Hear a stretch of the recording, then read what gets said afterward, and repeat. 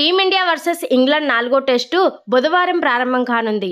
ఎలాగైనా ఈ మ్యాచ్ గెలిచి సిరీస్ను సమం చేయాలన్న పట్టుదలతో భారత్ ఉంది. అయితే ఈ టెస్టుకు ముందు భారత్ను బౌలింగ్ విభాగం కలవరపెడుతోంది. పేసర్లకు స్వర్గతామందులో ఉండే మాంచెస్టర్ పిచ్ పై భారత్ పేస్ను పదును తలిగేలా కనిపిస్తోంది. జస్ప్రీత్ బుమ్రా, మహమ్మద్ సిరాజ్ బౌలర్లు కన్ఫర్మ్ కాగా మరో ఇద్దరు పేసర్లను టీంలోకి తీసుకోవాల్సి ఉంది. ఈ సిరీస్ లో ఇంగ్లాండ్ బౌలర్ల కన్నా మన బౌలర్ల ప్రదర్శనే బాగుంది. ఫేస్ట్ అయ్యే బుమ్రా, సిరాజ్, ఆకాష్ దీప్ భారత బౌలింగ్ విభాగాన్ని నడిపించింది. ఇక 4వ టెస్ట్ లో మరో ఫాస్ట్ బౌలర్ ని రంగంలోకి అందించాలనేదే భారత్ ప్లాన్. ఇందుకు హర్షదీప్ సింగ్ ని జట్టులోకి తీసుకోవాలని చూసింది.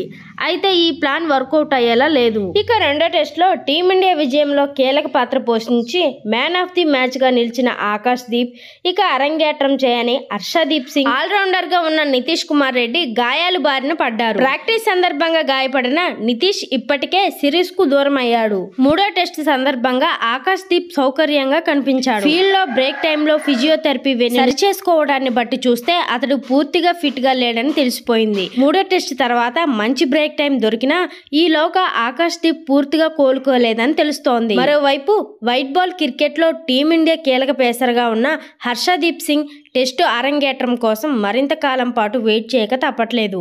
ఈ పేసర్ కూడా ప్రాక్టీస్ సందర్భంగా బంతిని ఆపబోయే ఎడమ చేతి గాయం చేసుకున్నాడు. అతడి అరచేయి లోతుగా కట్ అవడంతో 4వ టెస్టుకి అందుబాటులో లేడని సమాచారం. ప్రసిద్ధ్ కృష్ణ ఈ సిరీస్ లో 6 వికెట్లు తీసినప్పటికీ ఎక్కువ పరుగులు ఇచ్చాడు.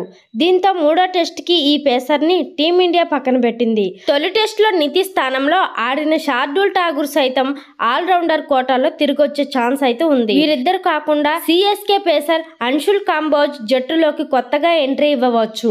చూసారు కదా ఫ్రెండ్స్ ఈ రోజు టాపిక్. ఈ వీడియో కనుక మీకు నచ్చినట్లయితే లైక్ చేయండి, షేర్ చేయండి, ఎలా ఉందో కామెంట్ అయితే చేయండి.